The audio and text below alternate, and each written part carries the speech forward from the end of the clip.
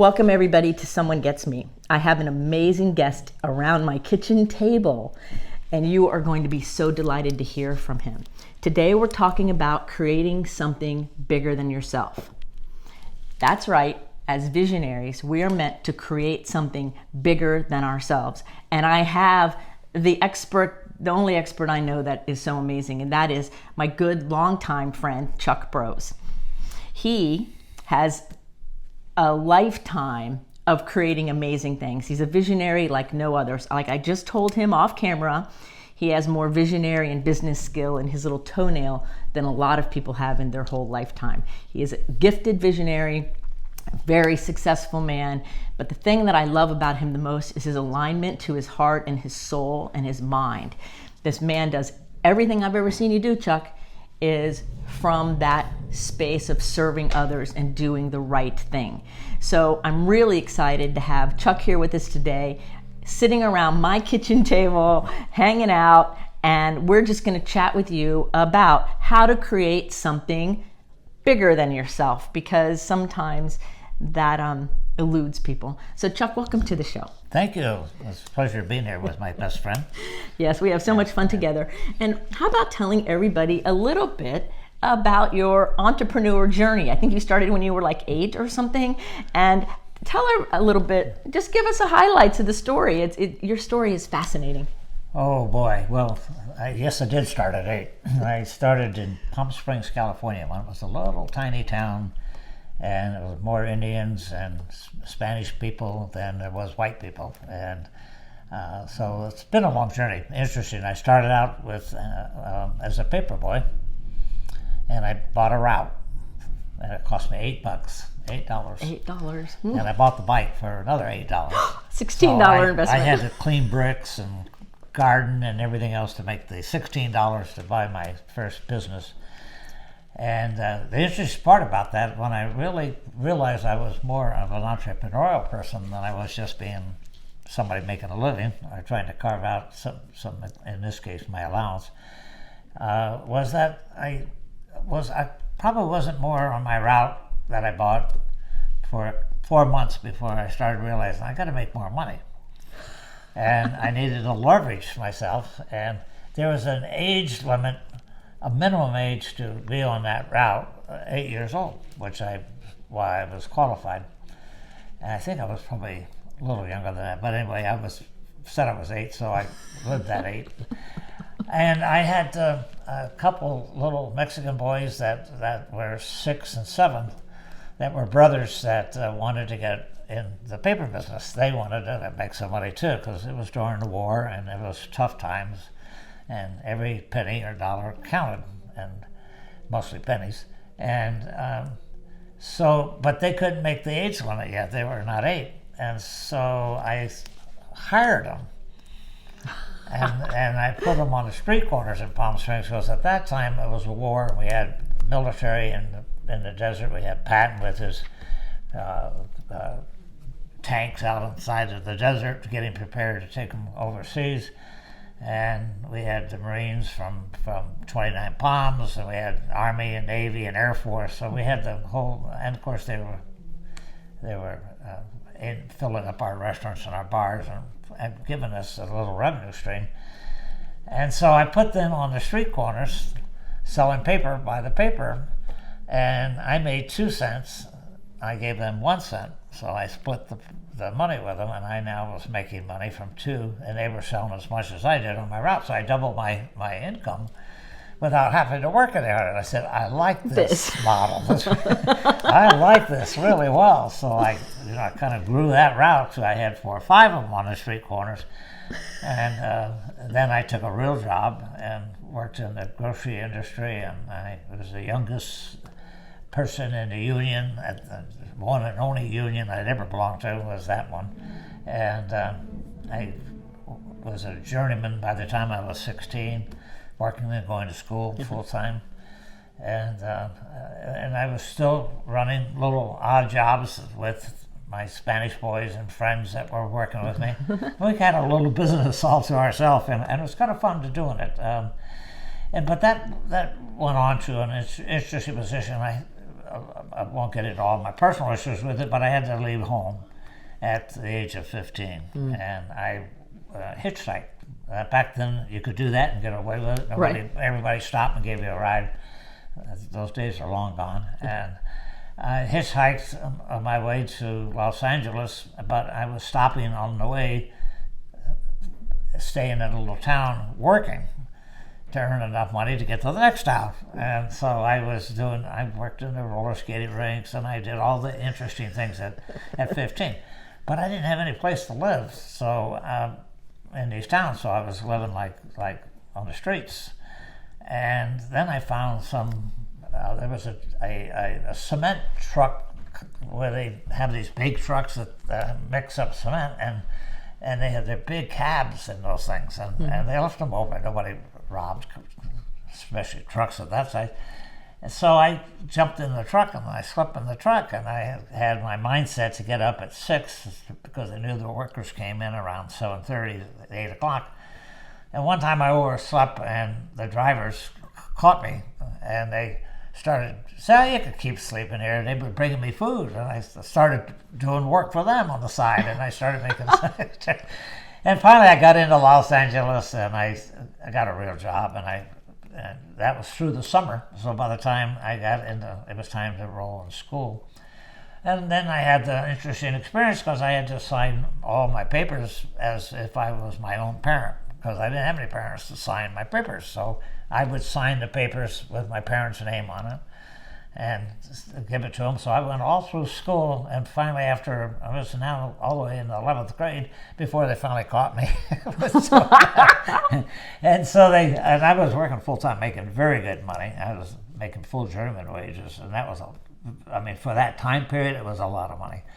And so I had extra money, and I started to invest in business opportunities. So by the time I was out of high school and graduated, I started opening up my first business, and I opened up a dancing school for children. I acquired a little business with some of the money I had.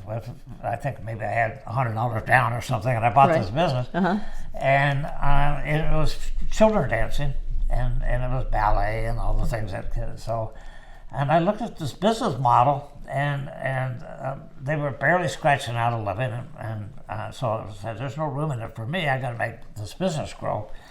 So I developed the business to pick up children from school or from their home, and bring them to class and take them back. So I had a driver, and I hired women drivers, and they were generally mothers of children that couldn't afford to pay for the classes, so I traded off their services.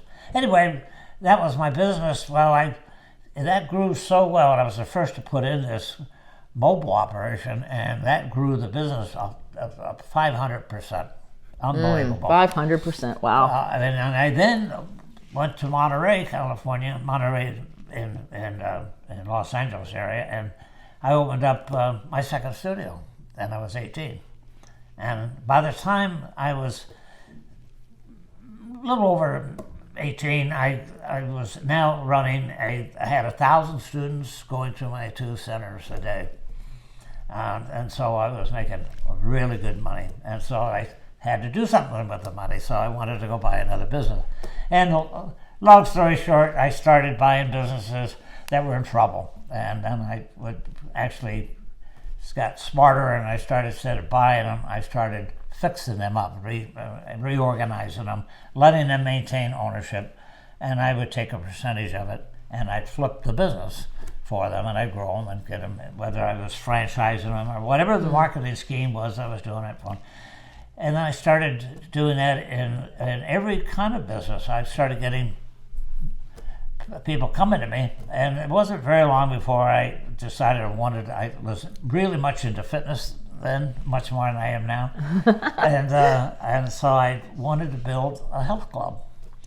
And I was working for the Yellow Pages for AT&T at that time. That was always had a full-time job. Everything I did on the business was a full-time second job.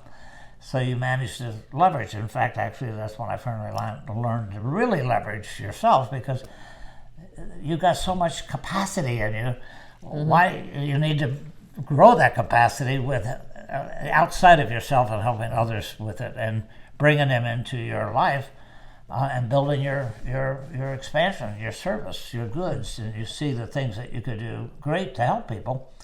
And so fitness center business became my next mission. And I opened up a health club.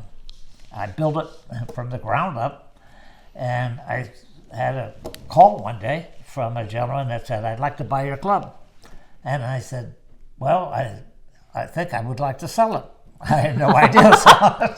But if you want to buy it, I'm interested in selling it because I'll go build another one. And that was my thought at the time. Anyway, the gentleman that called me and talked to me, this is a fascinating story. I mean, I could talk for hours about some of these stories. But anyway, this guy met with me in Malibu, and at that time I was living in Malibu, in California, and I had met this gentleman, and he had plans to build a European health spa. And older people my age would probably remember them, but they're still around today. He was building the first one, and he was building it about a big city aside from me out in Van Nuys, California. And so he wanted to buy mine, and we reached an agreement on the price. And he said, "But Chuck," he said, "I don't have the money cash to pay you up front. I have to pay you every week in cash. Can we do that kind of a deal?" And I said, "Well, I think I got to know you well enough. Yeah, I'll do that." Because I felt I had a good enough security with owning this club, I could take it back over and run it. So this was my first really big deal. I sold my first club, and he was paying me $10,000 a week. This was a long time ago. That was a lot of money. Yeah. And he was paying it to me in cash, which was interesting because he had reasons for that. And I would go down to his house on the beach in Malibu. We'd work out. He was a fitness nut. And he is Mr. Fitness in the United States. He has built he has some relationship with every club that has ever opened. If you've been a member of one, you were sending him money. He didn't know it. And so every Saturday I'd go work out at the beach with him, and we'd have our fruit and juices and all that afterwards. And he gave me an envelope full of $10,000 cash. And he did that every week until he paid me. Then he said, "You know, Chuck, I'm opening up a lot of these. I'd like to, what are you going to be doing for?" And I said, "I don't know, I'm going to go into some clubs." He said, "Why don't you go to work with me and be my partner and open up clubs for me and acquire them, and because that's your natural gift you have." And I said, "Right. God, I'd love to do that." So we made a deal. Anyway, I went across the whole United States, and we opened up and bought clubs, rolled them up, turned them around, merged them into the company, took the company public, took the finance company that we built to finance the paper of the company, right. Took it public, sold them both to New York Stock Exchange companies. At that time, there was a lot of them. Anyway, the long story short, that was a long history of building businesses and acquiring them and fixing them up, and everybody wins. And you grow your relationships. And the benefit of that is they always saw that whatever you did had to serve a purpose. The purpose had to be people. And what can you do to help other people accomplish things? And that not only is your personal reward, but it is your gift that you must do. If you're going to have the gift, you must use it properly and grow it. And so that's been the story of my life. And I could go on for hours, but we only have a short time here in this interview, so I'm going to shut up and let you ask me something. Wow, I know, and just listening to that's just a little clip of the story from Chuck, and I know a lot of the story, but I always learn something new because, you know, with the kind of depth of career and vision that you have, there's all kinds of things. So I have a question. During all of these things that you've created, have you ever struggled with people not understanding you? Like you have a vision and you can kind of see what's going on, or you can see what to do, and then the people around just look at you like confused or don't know what to do. Have you ever had that kind of situation? Almost every time. Yeah. So how do you handle that when somebody just looks at you like, I don't get it? It's a kind of an interesting project that I created. I had to do something that would bring people to your picture.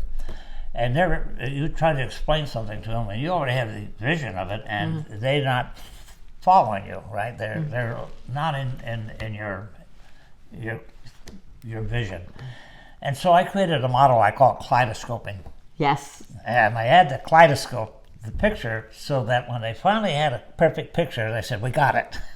And you can do that with everybody. It's just some people take a little longer, but you need to embrace them, and you need to embrace their family and everyone, because everyone that's part of them can help or make or break the situation. They're part of the picture, and you got to kaleidoscope that picture. So anytime I look at a transaction, I look at who is involved in the relationship with those people. If it's a husband and wife, and what about their children? What about their mother-in-law? What about their other people? Yeah. They impact them, their decision. And if you embrace that quickly and bring that into your kaleidoscope, you can bring them into your vision. And it's their vision now. Yes. Now you make it their vision. And when you do that, you have that kaleidoscope. It's perfect. Right. That's a perfect word, kaleidoscoping. And I know that about you. You bring in everybody until everybody can see it. And I think Chuck has more patience than most people I know to help somebody see where things are going, or to help them understand things, because he has the ability to kaleidoscope. You came up with the term, but you also practice that. Yes. All the time. And I have great respect for that. So kaleidoscoping, you heard it from Chuck first. Yeah, well, it's true, right? I mean, we all know the words, all of us who know you and are working on projects with you, because you use that phrase, but I don't know that regular people know that. And I think it's an important phrase, and I think it's a big part of your natural way, but it's also a big part of your overall success, because you have that ability. You don't discard things. You find a way to include things. Well, one of the other things about kaleidoscoping too, that is that it gives you a way to determine the value of the parties that come into the table, of what they can bring to the table, both in liabilities and value, because they have baggage that they bring with them, and they have assets that they bring in. And so in your early stage of kaleidoscoping, you're going to learn very quickly who you can bring into the picture and who really doesn't belong in that picture. And you never, ever, I don't believe in ever having a negative relationship. Even if the relationship doesn't come together in what you're trying to do, that relationship should stay with you and maintain a relationship with you forever. And sometimes they may be 10 years before you see them again or talk to them. But you'll be amazed, at least in my lifetime of experiences, that sometimes they come back around into another world, another picture, and they've grown to a level that you're now able to communicate on, and you can bring them into something else. Right. And they come back into your life. There's a reason for that. And most of them do. And so I try never to burn bridges. That's really wise, right? Is to try not to burn bridges. I know so many people who are like, well, they don't serve my immediate purpose. See you later. And those people in the long run suffer. But we're going to get to the Home for Patriots project here in just a moment. But when we did our 2-day retreat, there were a lot of people there who've known you for a very long time. Yeah.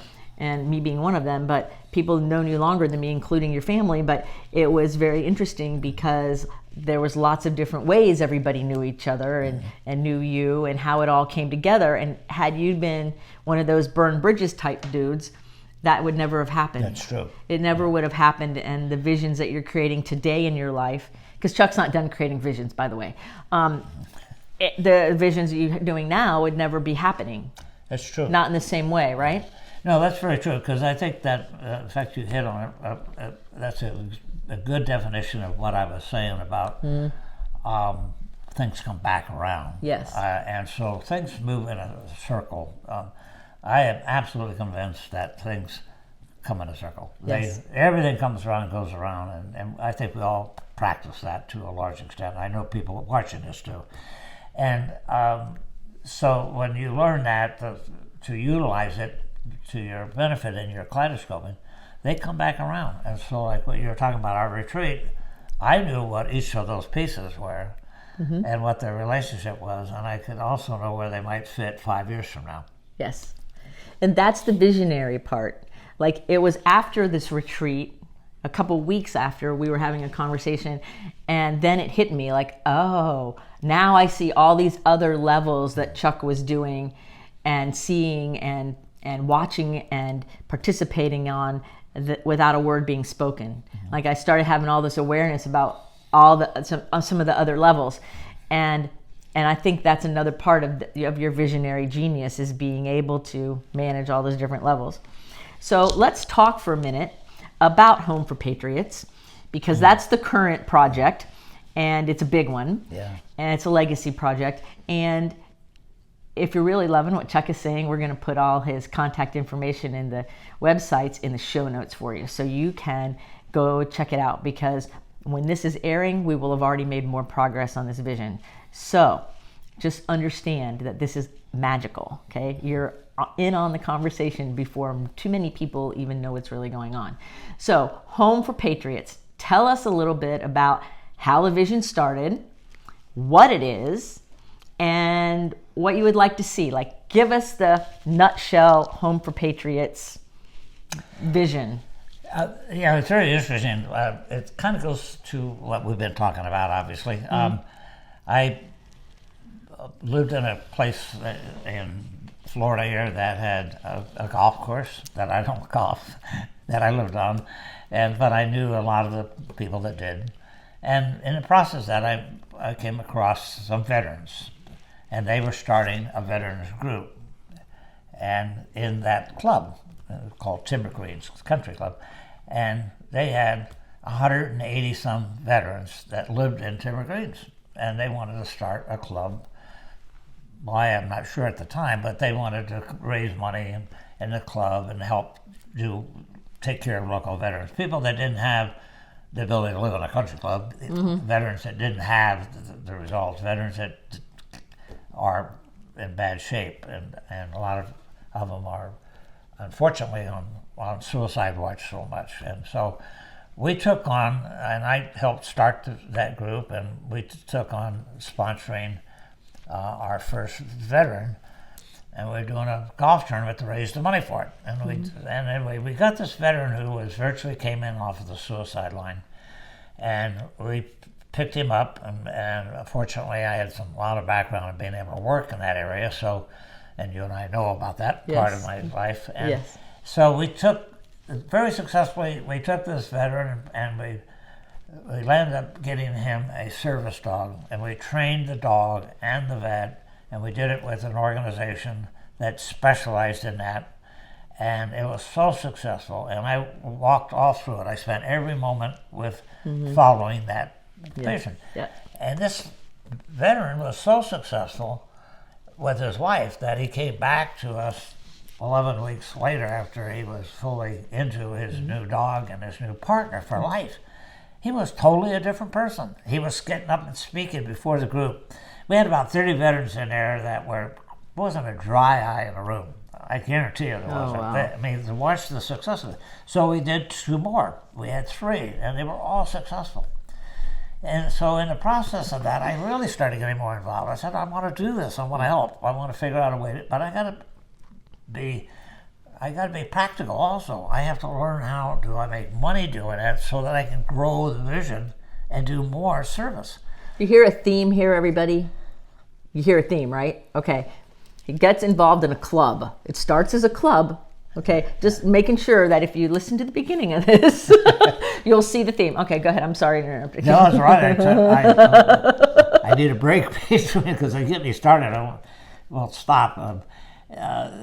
Anyway, that blossomed where we started building how are we going to do this? Are we going to? Mm-hmm. I wanted to do a nonprofit, which mm-hmm. I don't normally do. I've done a few, but I normally have always been a profit. But I wanted to do something at this time where I believed the world was ready for it, and that was to have a nonprofit operating beside a profit.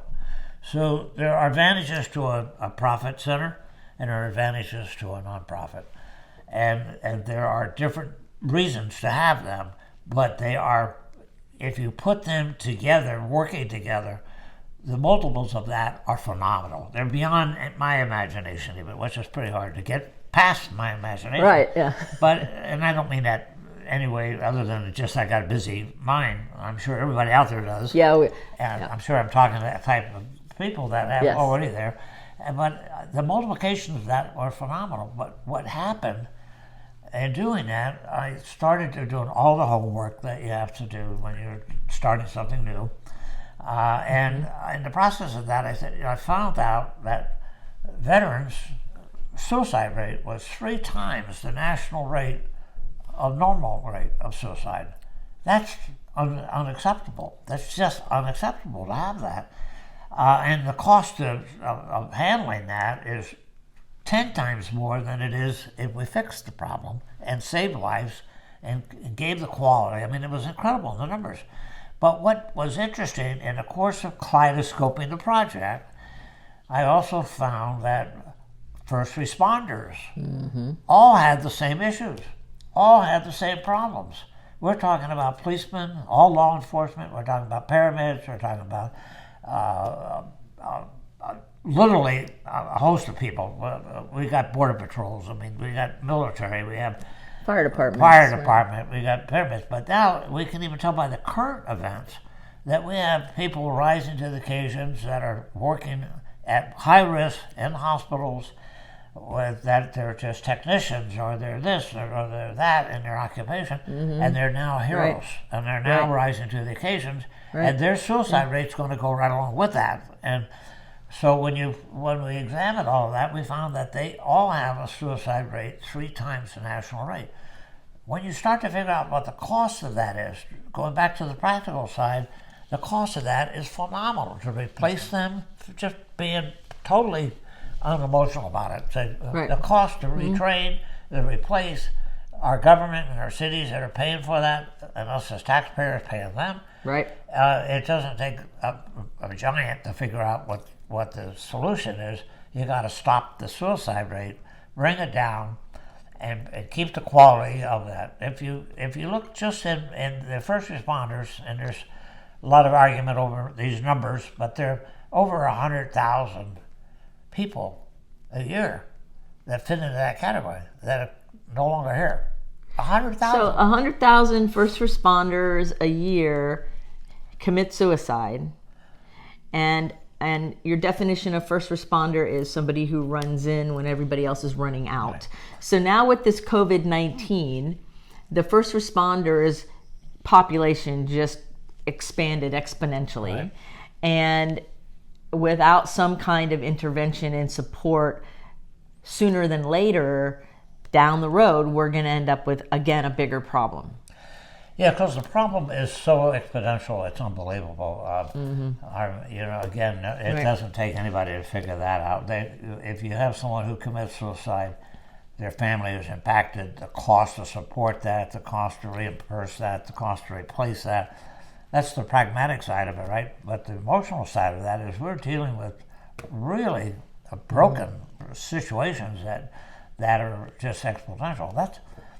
And by the way, those numbers, 100,000, somebody else might say 40,000. It doesn't matter what the number is. It's so substantial that it's let's go get it resolved. Right. The numbers are secondary at this point because it's so substantial. So Home for Patriots is the vision to help lower the suicide rate by both intervening in the end and also doing some things up front so people don't get to the suicide part. Correct. So there's multiple levels of the vision of Home for Patriots as it all gets going and gets happening. And so what do you see the impact of Home for Patriots being in our culture, say, in 5 years? Or even a year. Let's do a year. Yeah, well, a year from now, Home for Patriots will have a very substantial footprint in the nonprofit environment. And we will be building memberships.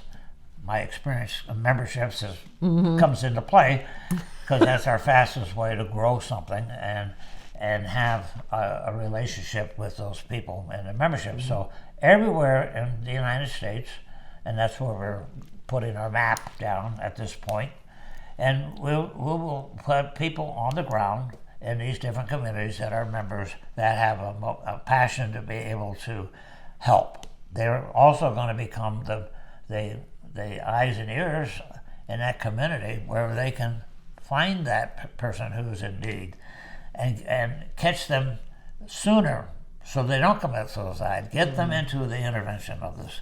Get them into us so that we can then bring them into our base and put them into our programs. And as you know, the program is comprehensive. It's every application of life is implied in that. When we deal with that, we can't just deal with, okay, we fix them up. We have to be able to completely help them, including a career, including their family, including bringing people back together. And we have to be able to deal with a 360 degree of that person's human life.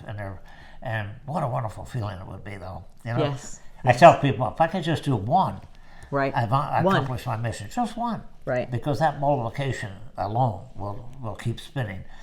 So, and then how that fits in a business model is that we take, all right, we're going to have the nonprofit help us put all of that together, but we need to have providers of services that come together in a holistic approach to taking care of that.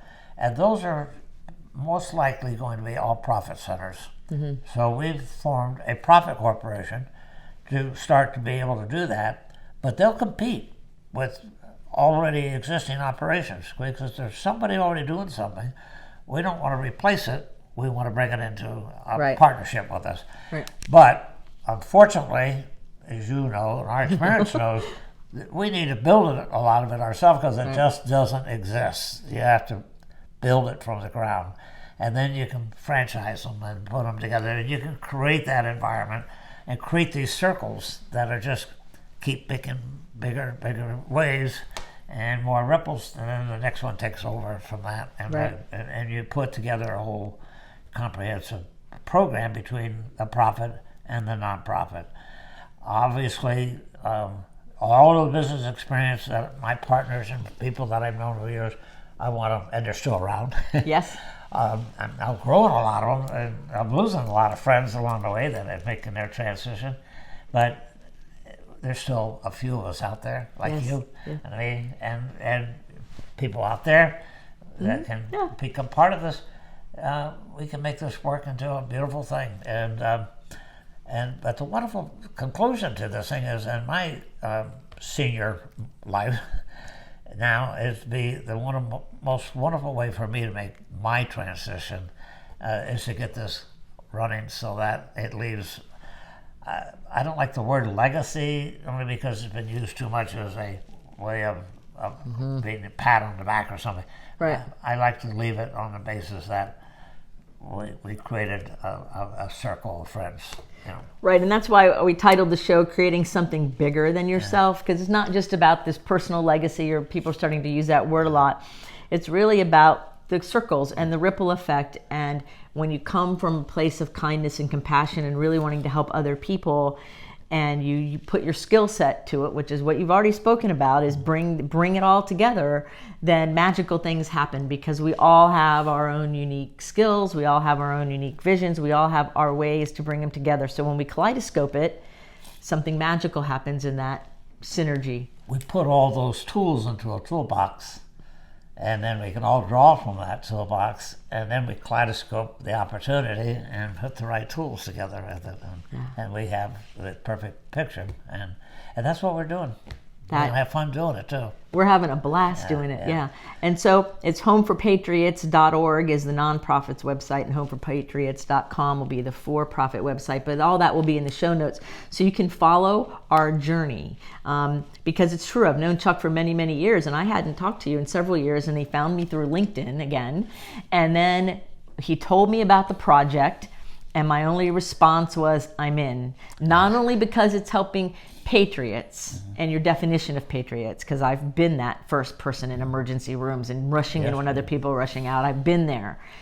And not only that, but I love how you can vision things, and so there's a foundation in the vision. It's just not some woo-woo dream.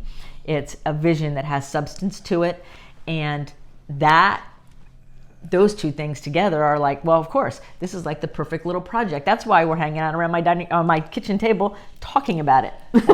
It's kind of fun, really. Yeah, you have to have fun, because that's that's your release valve. You know, and it also makes you feel good. But you know, when you think of what we're going through now in the world, we didn't know about that when we started Home for Patriots. But look at the kaleidoscoping and the timing of what we're doing, because the greater being knows that we need to do this.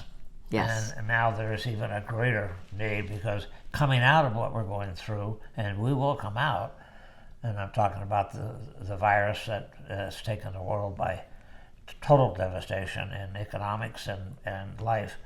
But we're going to have the aftermath of that. There are going to be people that have had consequences from the fallout, where they're going to be, and we need to be there for them, and that's part of it. And so it's growing more than what we anticipated, and our needs are there, and so we need to get it moving and doing it at the right pace. It will happen. Right, that's exactly right. The need is growing faster than we realized in areas we didn't know when we first started talking. So this is where being able to vision and expand and kaleidoscope pays off in a big way, because we can serve even better and more people.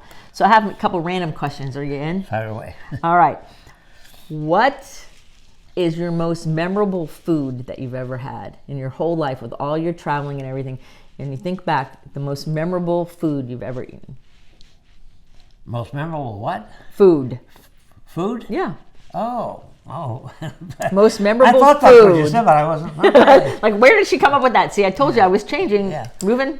Well, I think of food as probably more than just eating. I think of food for your mind and your brain and your soul. And I've had, just so many. It'd be very difficult to pick just one thing and say, probably my involvement with dealing with a company that was in serious trouble in medical research in cancer, and dealing with what we're going through right now, by the way. I mean, we're finding that the immune development, and this was an immune system program that was going through the FDA. They were broke out of money, basically, and they were in it for 12 years building this thing, and it was so phenomenal. And I was brought in our group, and we took basically over and recapitalized it, funded it, and took it through the FDA, and we had so much wonderful experience dealing with it, and then it's now moved on into greater dimension where it belongs. I don't normally stay more than a couple of years into anything, and other than now Home for Patriots, because this is my well, who knows? Maybe we'll find some don't know where it's going. Superfood that will do the job and keep me going a lot longer and keep us all going.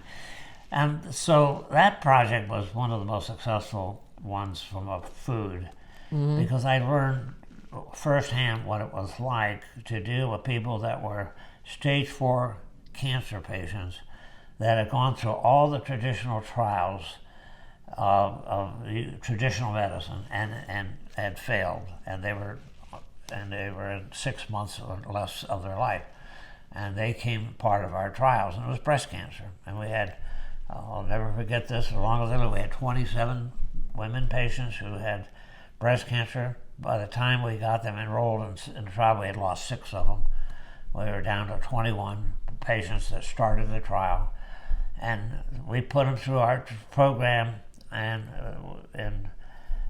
we were able to save 19 of the 21 lives. Oh, beautiful! And you know, and they went on. I mean, some of them went back to work. I mean, their lives changed, and that company went on with a lot of struggles. It was very difficult. Probably the most difficult thing that I've ever done is trying to get trials through. Now, with what's going on, all that is coming better. All that is the new, releasing some of the lobbying things that have created these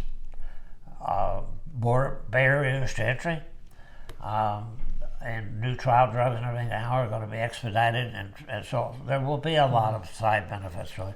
And one of them is that kind of experience that I had, and I treasure that one. But I treasure so many of them that I really But I have to say, though, that one touched my heart the most because I firsthand seen, and I firsthand worked and I volunteered in a hospice for 3 years.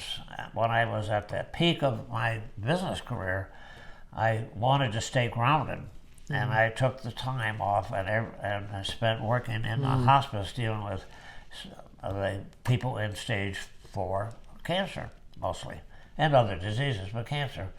My patient in particular I dealt with was a Lou Gehrig's disease, a 34-year-old man that was devastated, life career as a famous golf pro, and he couldn't talk, he couldn't anything. All the things that Lou Gehrig's disease does to him. It's tragic. And it kept me grounded. Sure. And I was so close to him because we were together until he made his transition.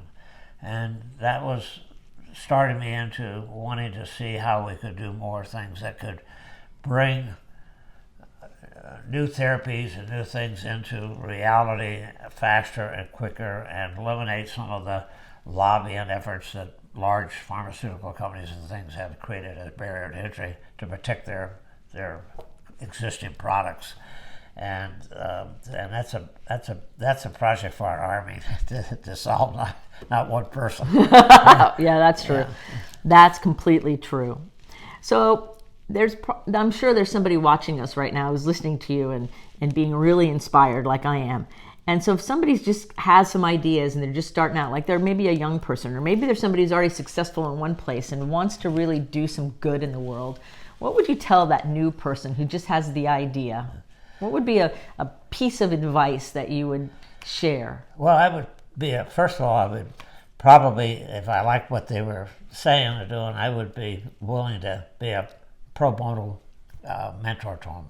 That's beautiful. That's because that's how you start new people into their vision and what they're trying to do.